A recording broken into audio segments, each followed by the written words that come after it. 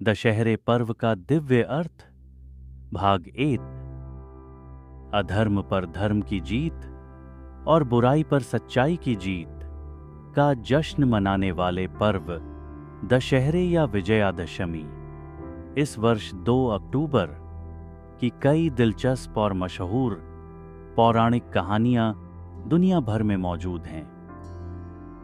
इन कहानियों का गहरा आध्यात्मिक अर्थ और महत्व है।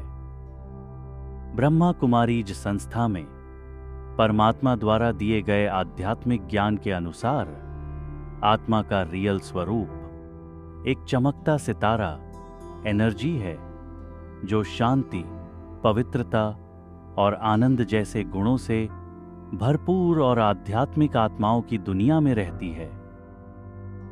इस दुनिया को हम शांति धाम या मुक्ति धाम कहते हैं, जो 5 तत्वों की इस भौतिक दुनिया से परे है। और आध्यात्मिक रूप से शक्तिशाली आत्मा जब पहली बार अपनी भूमिका निभाने के लिए पृथ्वी ग्रह पर आती है तो इसकी पवित्रता स्वाभाविक रूप से इसके द्वारा लिए गए भौतिक शरीर में दिव्य गुणों और उसके कार्यों में देखी जाती है।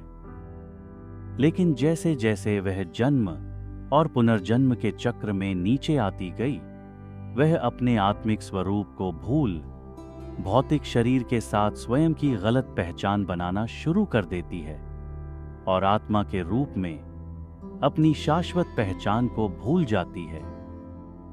इस यात्रा के दौरान वह अपनी 5 इंद्रियों और अन्य भौतिक मनुष्यों और वस्तुओं के प्रति आकर्षित होने लगती है। इसी बात को रामायण में सीता को आकर्षित करने वाले एक सोने के हिरण के प्रतीक के रूप में दर्शाया जाता है और आत्मचेतना की आंतरिक अवस्था को लक्ष्मण रेखा के रूप में दिखाया गया है, जिसे सीता ने पार किया था।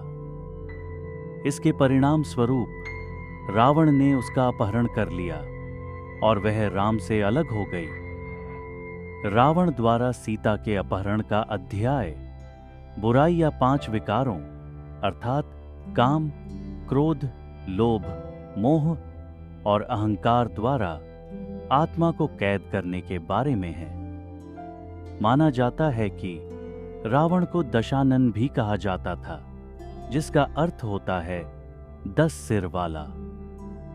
लेकिन हम सभी जानते हैं कि ऐसे इंसान का अस्तित्व होना असंभव है। तो इन 10 सिरों के रावण का निश्चित रूप से एक प्रतीकात्मक और गहरा आध्यात्मिक महत्व है, जिसे हम भूल चुके हैं। यह 10 सिर आज के पुरुषों की 5 और महिलाओं की 5 बुराइयों के प्रतीक हैं।